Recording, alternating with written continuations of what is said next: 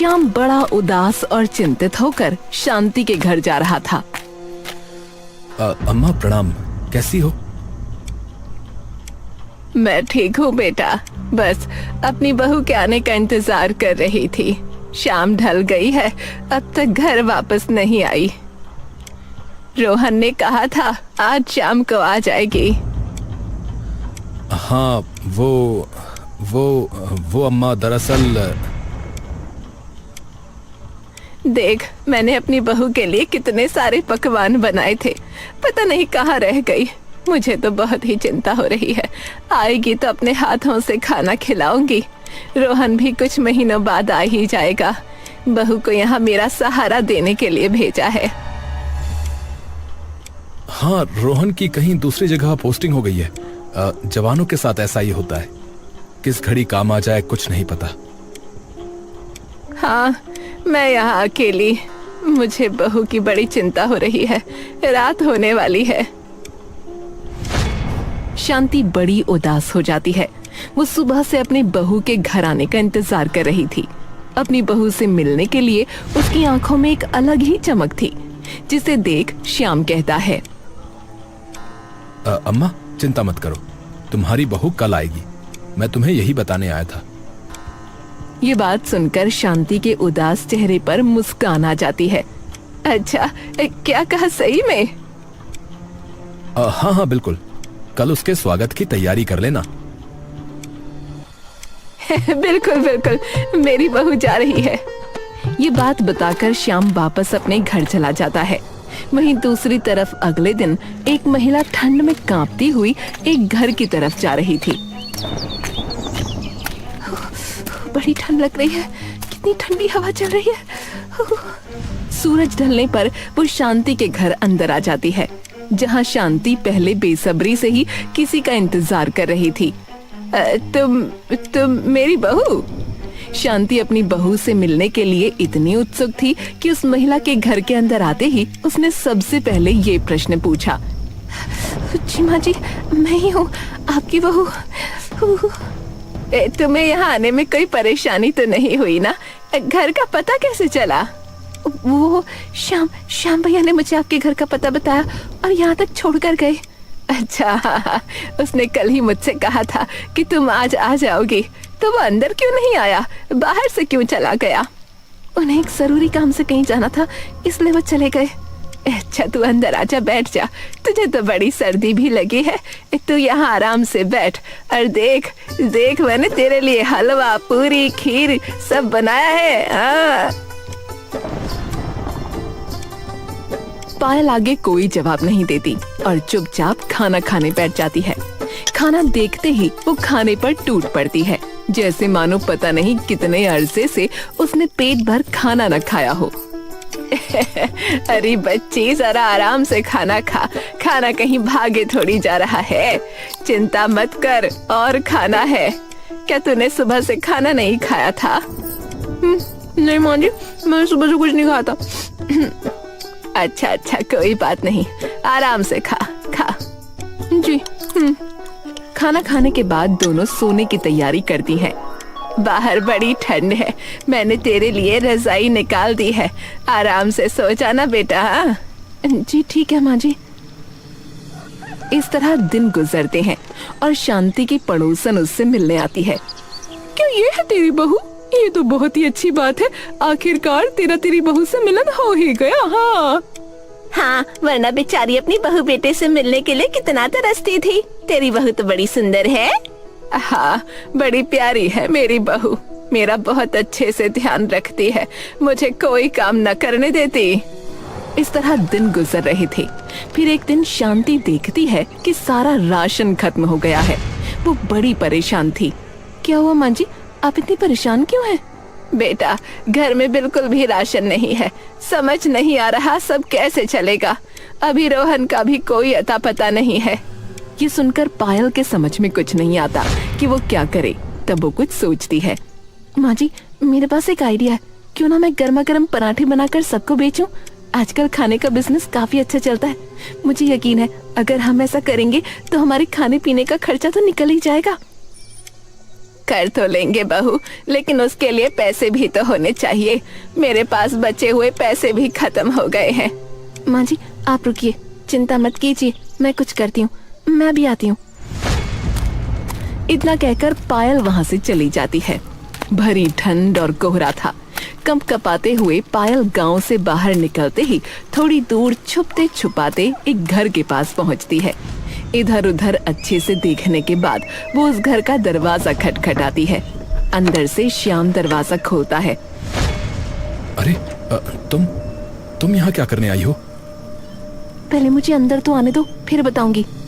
पायल घर के अंदर जाती है और तब तुम्हें यहाँ आते हुए किसी ने देखा तो नहीं? नहीं, मुझे थोड़े रुपयों की जरूरत है।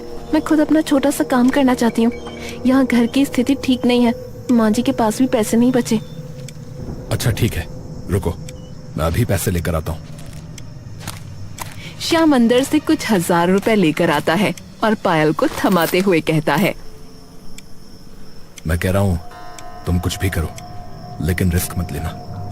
किसी को भी सच पता नहीं चलना चाहिए, वरना बहुत बड़ी गड़बड़ हो जाएगी। नहीं, सब बिल्कुल ठीक है, मैं कुछ गड़बड़ नहीं करूंगी, चिंता बिल्कुल मत करो। अभी तक किसी को मेरे ऊपर शक नहीं हुआ है और इस बार मैं होने भी नहीं दूंगी। तुम्हें बहुत ज्यादा सावधानी रखनी होगी। हाँ, अब मैं चलती हूँ। पैसे लेकर पायल वहाँ से चली जाती है। घर जाते हुए वो एक दुकान से जरूरी सामान खरीद लेती है। सारा राशन लेकर पायल घर पहुँचती है और बेटा तू इतना राशन कहाँ से लेकर आई? कुछ नहीं माँ जी, मेरे पास कुछ पैसे थे, उन्हीं से मैंने राशन खरीद लिया। अब मैं बढ़िया बढ़िया पराठे बनाकर सबको बेचूंगी। देखना, इससे हमें बहुत मुनाफा होगा, हमारा घर खर्च तो निकल ही आएगा। पायल पराठे बनाना शुरू करती है और वो पराठे कुछ अलग तरह से बना रही थी। अरे बेटा, तू ऐसे कैसे पराठे बना रही है? माँ जी, ये आम पराठे नहीं है, ये गुंदरुक के पराठे हैं। इन्हें ऐसे ही बनाया जाता है, ये बहुत स्वादिष्ट होते हैं। क्या? ये तो कुछ अलग ही है, मैं तो पहली बार ही नाम सुन रही हूँ। हमारे यहाँ अक्सर यही बनते थे। तुम्हारे यहाँ? लेकिन इस गुंदरुक के पराठे के बारे में तो मैं पहली बार सुन रही हूँ। हाँ माँ जी, ये दूसरे देश की डिश है, वहाँ पर ऐसे पराठे बहुत बनते हैं। कुछ नहीं, आसान है सब। वहीं आटे में सारा गुंदरुक निचोड़ कर मिलाकर उसमें सारे मिर्च मसाले डालकर सिंपल वैसे ही पराठे बनाने हैं जैसे हम बाकी पराठे बनाते हैं। बस थोड़े सॉफ्ट और कच्चे नहीं होने चाहिए। मैं अभी आपको बना के खिलाती हूँ। पायल पराठे बनाती है और जैसे ही शांति वो पराठे खाती है उसे बड़े स्वादिष्ट लगते हैं। मानना पड़ेगा, ये पराठे तो वाकई बहुत स्वादिष्ट हैं। ऐसे पराठे तो मैंने पहली बार खाए हैं। ये कुछ अलग ही किस्म के पराठे हैं, ये अलग ही बात है इनकी। हमारे देश में ऐसे ही बनते हैं पराठे, वहाँ की तो बात ही निराली है। अगले दिन पायल वही पराठे बनाती है और बाहर धुंध थी। भरी ठंड में अगले दिन वो ठेले पर गांव में घर घर जाकर वो पराठे बेचती है। एक दिन वो जा रही थी, तभी अरे पायल बहू, जरा मुझे भी पराठे खिला दे, वाकई बहुत स्वादिष्ट और लाजवाब होते हैं। सच में तुम्हारे हाथ के बने पराठे खा के तो बिल्कुल मजा आ जाता है। खाकर सर्दी में तो और अच्छा लगता है। हमारे सुबह का नाश्ता बनाने की परेशानी नहीं रहती, वरना पहले सुबह जल्दी उठ के नाश्ता बनाने की बहुत ही चिंता होती थी। हाँ, और आजकल तो इतने स्वादिष्ट पराठे कभी खाए ही नहीं थे हमने। हाँ, कोई बात नहीं, अगर आज से पहले नहीं खाए तो आप खा लीजिए। अब तो लग रहा है तुम्हारे हाथ के पराठे खा खा के हमें इतनी बुरी आदत पड़ जाएगी कि छोड़ना ही मुश्किल हो जाएगा। हाँ, तो किसने कहा है आपको मेरे हाथ के पराठे खाने छोड़ने के लिए? मैं हूँ ना, मैं आप सबको हमेशा ये पराठे बना के खिलाऊंगी। एक तरफ पायल पूरे गांव में पराठे बनाकर बेचने के लिए मशहूर हो जाती है। धीरे धीरे सब उसके पराठे बड़े पसंद करने लगते हैं। पायल का काम भी अब बहुत अच्छा चल रहा था। ठंड में हर कोई उसके पराठे खाने आता। गर्मा गर्म चाय के साथ गुंदरुक के पराठे हर किसी को बड़े अच्छे लग रहे थे। माँ जी देखो, मेरी आमदनी भी कितनी अच्छी हो रही है। मैं सोच रही हूँ यहीं पर गांव में एक दुकान किराए पर ले लेती हूँ, फिर मेरा काम और अच्छा चलने लगेगा। हाँ बेटा, जैसा तुझे ठीक लगे तो ऐसा ही कर। वहीं दूसरी तरफ पवन नाम का व्यक्ति अपने दोस्त रवि से कहता है, यार तुम्हारा शुक्रिया, तुमने मेरी जान बचाई। कोई बात नहीं, ये तो मेरा फर्ज था। लेकिन क्या तुम्हें अपने परिवार के बारे में कुछ भी याद नहीं? नहीं, मुझे कुछ भी याद नहीं आ रहा है। अगर मैं याद करने की कोशिश भी कर रहा हूं तो मेरे सिर में बहुत तेज दर्द हो रहा है यार। अच्छा, कोई बात नहीं। तुम अपने दिमाग पर इतना जोर मत डालो, धीरे धीरे सब याद आ जाएगा। अभी तुम रेस्ट करो। ठीक है। कुछ दिन बाद जब पवन की तबीयत में सुधार आता है तब उसे हॉस्पिटल में साफ सफाई करने का काम मिल जाता है। यहाँ काम करके तुम्हें अच्छा लग रहा है ना? हाँ, तुम्हारा शुक्रिया दोस्त, तुमने मेरे बारे में इतना सोचा। अरे कोई बात नहीं, बस अपना काम खूब अच्छे से और मन लगाकर करना। जरा सर्दी है तो अपना अच्छे से ध्यान रखना, जख्म के लिए ठंड में दिक्कत होती है। इतना कहकर रवि वहाँ से चला जाता है और उसके बाद पवन के पास किसी का कॉल आता है। क्या कहा? अब तक उसका पता नहीं चला? अगर ऐसे ही चलता रहा तो बहुत गड़बड़ हो जाएगी। मुझे तो पता भी नहीं कि सब ठीक है या नहीं। मुझे किसी भी हाल में मेरी पत्नी को ढूंढना ही होगा। अभी मैंने सबसे झूठ बोला है कि मुझे कुछ याद नहीं है, लेकिन मैं कब तक इस झूठ को बरकरार रख सकूंगा पता नहीं। मैं अपनी तरफ से पूरी कोशिश कर रहा हूं, मुझसे जो हो पाएगा मैं वो करूंगा। तभी अफरा तफरी में एक स्ट्रेचर पर एक महिला को लाया जाता है जो बहुत बुरे तरीके से जख्मी हालत में थी।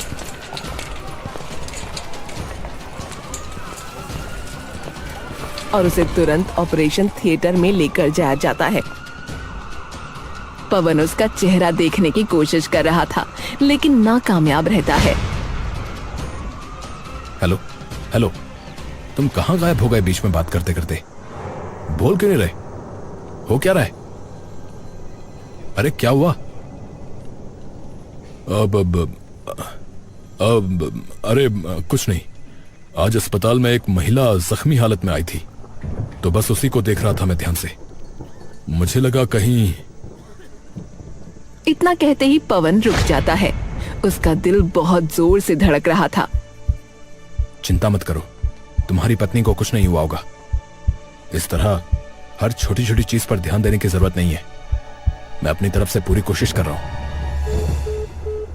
बात करके पवन कॉल कट कर देता है लेकिन उसका दिल अभी भी बहुत जोर से धड़क रहा था। वहीं दूसरी तरफ अब काफी समय गुजर गया था। कुछ महीने बाद पायल अब गांव में अपनी एक छोटी सी दुकान किराए पर ले लेती है जहां पर वो अपने मशहूर गुंदरक के पराठे बेचती थी। अरे सच में तुम्हारे हाथ के पराठे तो बहुत ही स्वादिष्ट है। हाँ, दाम भी अच्छा है। तुमने तो यहाँ के सभी पराठे वालों को फेल कर दिया। हाँ भाई, बिल्कुल सही कहा, बिल्कुल सही। कितना मजा आ रहा है इन्हें खाकर। ठंड में चाय के साथ तो ये पराठे खाकर मजा ही आ गया भाई। जी शुक्रिया शुक्रिया। ठंड में मजा लें गर्मा गर्म चाय और पराठे का। इन पराठों का नाम भी अजीब है, कुंदरू। कुंदरू नहीं, गुंदरक होता है। हाँ वही नाम भी पहली बार सुना है। ये खास नेपाल के पराठे हैं। नेपाल में बिल्कुल ऐसे ही बनते हैं। हाँ, क्या आप कभी नेपाल गई थी? हाँ, एक बार गई थी। वाह, ये तो बहुत अच्छी बात है। पायल घर जाती है और घर जाने के बाद उसकी तबीयत बहुत ज्यादा खराब हो जाती है। उसे बार बार उल्टियां हो रही थीं। जब शांति उसे डॉक्टर के पास लेकर जाती है।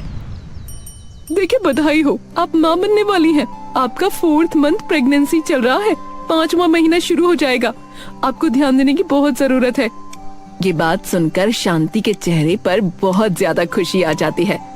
हे भगवान, तेरा लाख लाख शुक्र है, तूने हमारी झोली खुशियों से भर दी। इतनी बड़ी खुशखबरी सुनकर पायल की भी आंखें नम हो जाती हैं। वहीं दूसरी तरफ उसी अस्पताल में आज तो तुम मुझे अपनी पत्नी की फोटो दिखाई दो। ठीक है, मेरे पास बस उसका एक छोटा सा फोटो ही बचा है। पवन रवि को फोटो दिखाता है। वो और किसी की नहीं बल्कि पायल की तस्वीर थी। तो ये है तेरी पत्नी। मैं तो चाहता हूं कि यार ये जल्दी से हमारे सामने आ जाए। हाँ, कैसे भी करके बस एक बार मुझे मिल जाए। पता नहीं कहां और किस हाल में होगी। रवि और पवन एक कोने में खड़े होकर एक दूसरे से बात कर रहे थे। तभी वहां से पायल और शांति भी गुजरती हैं। लेकिन पवन की पायल की तरफ पीठ थी, इसलिए वो उसे वहां से गुजरते नहीं देख पाता। लेकिन उसे बड़ा अजीब सा एहसास होता है। यार, मुझे दिल में बड़ी अजीब सी बेचैनी हो रही है। अरे क्या हुआ? तेरी तबीयत तो ठीक है ना? हाँ हाँ, मेरी तबीयत बिल्कुल ठीक है यार, पर पता नहीं अजीब सा एहसास हो रहा है। ऐसा लग रहा है जैसे मेरी पत्नी यहीं कहीं हो। पवन चारों तरफ अस्पताल में नजरें घुमाकर देखता है, लेकिन उसे कोई नजर नहीं आता। अरे यार, अगर तेरी पत्नी यहां पर होती तो हमें क्या दिखती नहीं? पता नहीं यार, पता नहीं क्यों मुझे उसके यहां होने का एहसास हो रहा था यार। वहीं दूसरी तरफ दोनों बड़ी खुशी खुशी वापस घर आती हैं।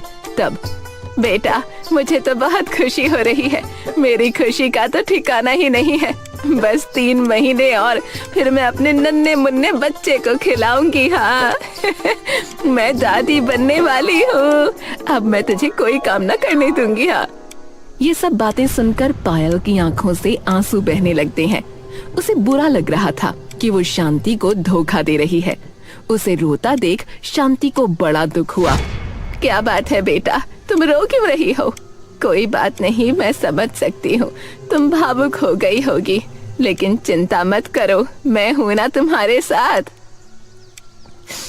वो बात नहीं है माँ जी, मुझे आपको कुछ बताना है। वो एक बात है। पायल को इतना ज्यादा हिचकता देख शांति उसे रोकते हुए कहती है, कोई बात नहीं मेरी बच्ची, कोई बात नहीं। जो तुम मुझे अभी नहीं बता सकती तो रहने दे, बाद में बता देना। अब तुझे ज्यादा काम करने की जरूरत नहीं है, तू बस अपनी सेहत पे ध्यान दे। इस तरह कुछ महीने बीत जाते हैं। शांति अब पायल का बड़े अच्छे से ध्यान रख रही थी। उसे ज्यादा काम भी नहीं करने देती थी। इस बात से शांति बहुत खुश थी। लेकिन एक दिन अचानक शांति का बेटा जाकर उसके दरवाजे पर दस्तक देता है। माँ, तुम कहाँ हो? देखो, मैं तुमसे मिलने आ गया हूँ। शांति दरवाजा खोलती है और जैसे ही अपने बेटे को दरवाजे पर देखती है, उसकी खुशी का ठिकाना नहीं रहता। उसकी आंखें नम और उसके चेहरे पर लंबा इंतजार साफ झलक रहा होता है।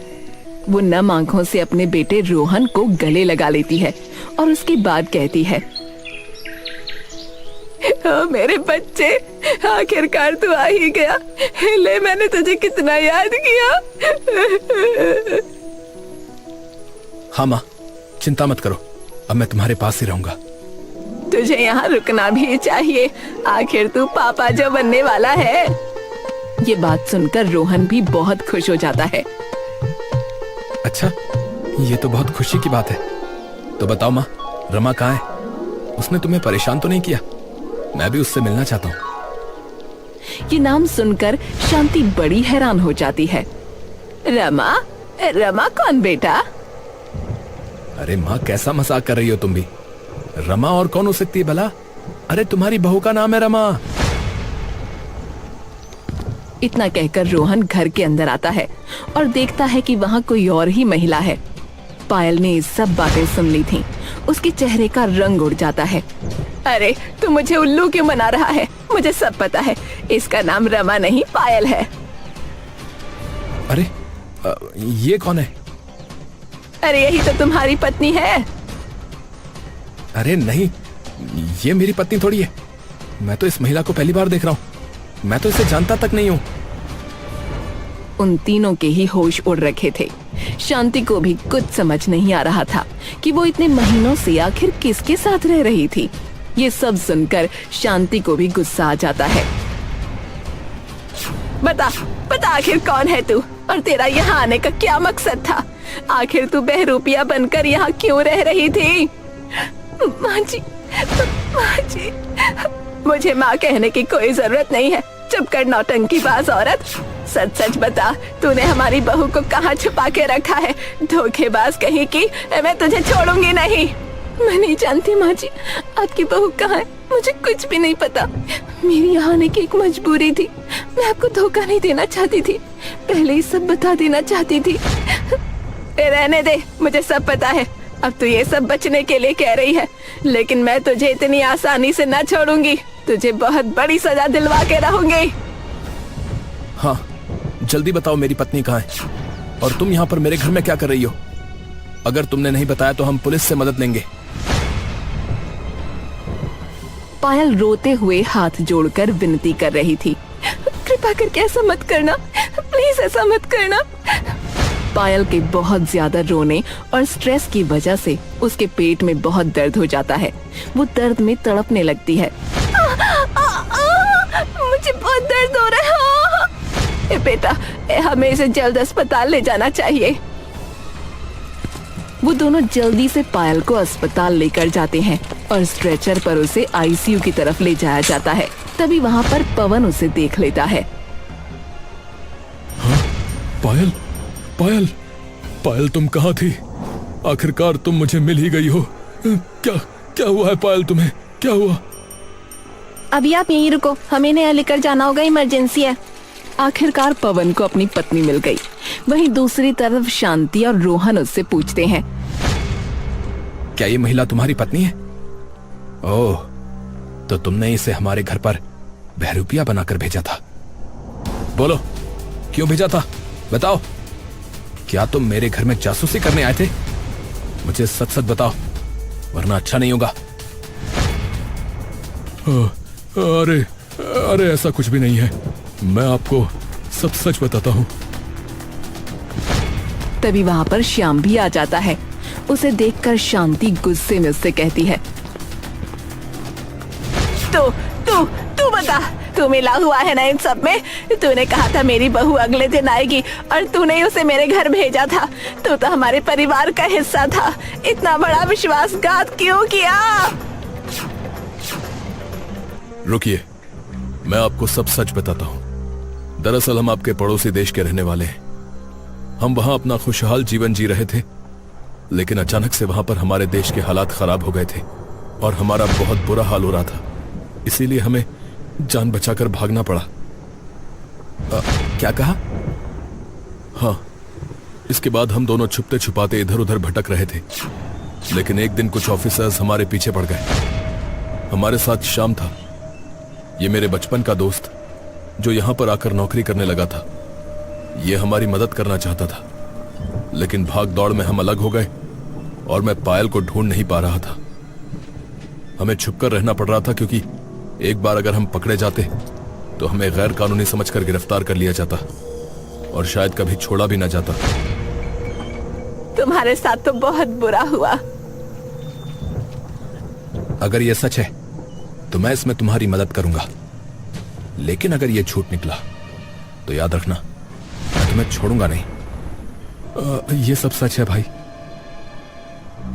तब शांति श्याम से पूछती है, लेकिन तूने इस लड़की को हमारे घर क्यों भेजा? अगर ये सब सच्चाई है तो मेरी बहू कहाँ है? पता नहीं माँ, जिस दिन मैंने तुमसे आखिरी बार बात की थी उस दिन वो तुम्हारे पास आने के लिए निकल गई थी। मैं अभी कुछ इंतजाम करता हूँ। तू बता श्याम, तुझे तो पता होगा मेरी बहू कहाँ है। क्यों वो मेरे घर तक नहीं पहुंची? क्या हुआ उसके साथ? हाँ बताओ, मेरी पत्नी कहाँ है, बताओ। ये बात सुनकर श्याम का चेहरा उतर जाता है और वो बड़े भारी मन से जवाब देता है, वो दरअसल बात ये थी कि मैं जिस दिन आपके घर पर आया उस दिन मुझे पता चला कि भाभी हॉस्पिटल में भर्ती हैं और वो बेहोश है। ये बात सुनकर शांति और रोहन के पांव तले जमीन खिसक जाती है। क्या मेरी बहू के साथ इतना सब हो गया? तूने मुझे अब तक नहीं बताया। तो तुमने हमें बताया क्यों नहीं? मेरी पत्नी कहाँ है? वो ठीक तो है ना? वो बेहोश है, इसी अस्पताल में उसका इलाज चल रहा है। माफ करना, उस दिन मैं माँ जी को सब सच बताने जा रहा था, लेकिन माँ जी खुद हार्ट की पेशेंट थी और तुम घर पर नहीं थे। मुझे लगा माँ जी ये सदमा बर्दाश्त नहीं कर पाएंगी। वो बड़ी बेसब्री से अपनी बहू का इंतजार कर रही थी। मुझसे सच बताया नहीं गया तो पायल को एक छत की जरूरत थी, तो मैंने सब ऐसा किया। रोहन और शांति उसी वार्ड में जाते हैं। इसका मतलब ये पिछले कई महीनों से बेहोश है। जी हाँ, हम आपसे कांटेक्ट नहीं कर पा रहे थे, वरना हम आपको पहले ही इन्फॉर्म कर देते। देखिए, आप प्लीज कुछ भी कीजिए, लेकिन मेरी पत्नी को ठीक कर दीजिए। हम अपनी तरफ से पूरी कोशिश कर रहे हैं और बेस्ट डॉक्टर से इलाज करवा रहे हैं। इनकी अभी प्रोग्रेस चल रही है। होश आने में इन्हें कुछ दिन लग सकते हैं, थोड़ा समय लग सकता है। हाँ, वहीं दूसरी तरफ पायल और पवन भी मिल जाते हैं। मैंने तुम्हें ढूंढने की कितनी कोशिश की, लेकिन तुम कहीं नहीं मिली। मैंने भी बहुत कोशिश की थी। शुक्र है भगवान का कि हम मिल गए। देखो, हमारी प्यारी बेटी कितनी भाग्यवान है। इसके कदम कितने शुभ हैं। इसके हाथ ही हम दोनों एक दूसरे से मिल गए। तभी वहाँ शांति भी आ जाती है। शांति को देखकर पायल को बड़ा दुख होता है। माँ जी, मुझे माफ कर दीजिए। मुझे आपके साथ ऐसा नहीं करना चाहिए था। मैंने आपके साथ बहुत बड़ा विश्वासघात किया है। आप मुझे जो सजा देना चाहे मुझे मंजूर है। अरे पगली, मैंने तुझे सिर्फ ऐसे ही बेटी नहीं कहा, सच में बेटी माना। क्या हुआ अगर तू मेरी बहू नहीं है? मेरी बेटी तो तू बन ही सकती है। इतने महीनों में तूने मेरा इतने अच्छे से ख्याल रखा। मेरा बेटा मेरी बहू मेरे पास नहीं थे, लेकिन तूने कभी किसी चीज की कमी नहीं महसूस होने दी। ये बूढ़ी आंखें बेटे बहू को देखने के लिए तरस गई थी। तू तो कोई करिश्मा बनकर मेरी जिंदगी में आई, वरना अगर मुझे अपनी बहू की खबर पहले मिलती तो मैं ये अकेली सब ना झेल पाती। मुझे भी उनके लिए बहुत दुख हो रहा है, लेकिन आप चिंता मत करना, भगवान सब ठीक कर देंगे। मुझे पूरी उम्मीद है वो जल्दी ठीक हो जाएंगी। ला, मुझे मेरी पोती तो दिखा। शांति नन्ही बच्ची को गोद में लेती है। अरे मेरी बच्ची कितनी प्यारी है, बिल्कुल अपनी माँ पे गई है। मुझ पर भी गई है ना माँ जी? शांति पवन को घूर कर देखती है और पवन चुप हो जाता है।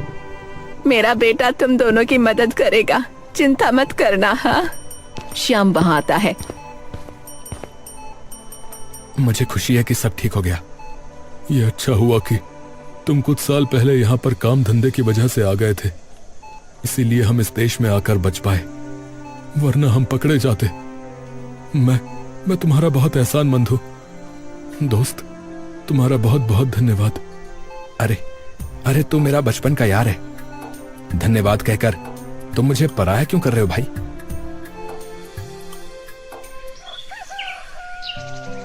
इस तरह कुछ महीने बीत जाते हैं और अब रमा को भी होश आ गया था। उसे घर लाया जाता है। घर आने के बाद अगले कई दिन तक पायल उसका बहुत अच्छे से ध्यान रखती है। अच्छा, तो तुम हो पायल? माँ जी हमेशा तुम्हारी बहुत तारीफ करती हैं। तुमने मेरी माँ जी को खुश करने का मेरा मौका छीन लिया। मुझे माफ करना, मुझे दुख है मैंने ऐसा किया। अरे कोई बात नहीं, इसी बहाने मुझे इस नन्ही परी को खिलाने का मौका मिल गया और तुम्हारे हाथ के पराठे खाने का। उनका तो कोई जवाब ही नहीं है। हाँ, सच में उनकी बराबरी कोई नहीं कर सकता। हाँ। तभी रोहन और पवन भी वहाँ आते हैं। अरे भाई सुनो, एक खुशखबरी है, तुम्हारे सारे डॉक्यूमेंट्स पास हो गए। अब तुम जब तक चाहे यहाँ आराम से रह सकते हो। क्या कहा? अरे रोहन भाई साहब, आप सभी का बहुत बहुत धन्यवाद हमारी मदद करने के लिए। बहुत बहुत धन्यवाद। शुक्रिया छोड़ो, मुझे तो अपने वहाँ की और भी बढ़िया बढ़िया चीजें बना के खिलाओ। हाँ, पराठे इतने स्वादिष्ट हैं तो बाकी चीजें भी कितनी स्वादिष्ट होंगी।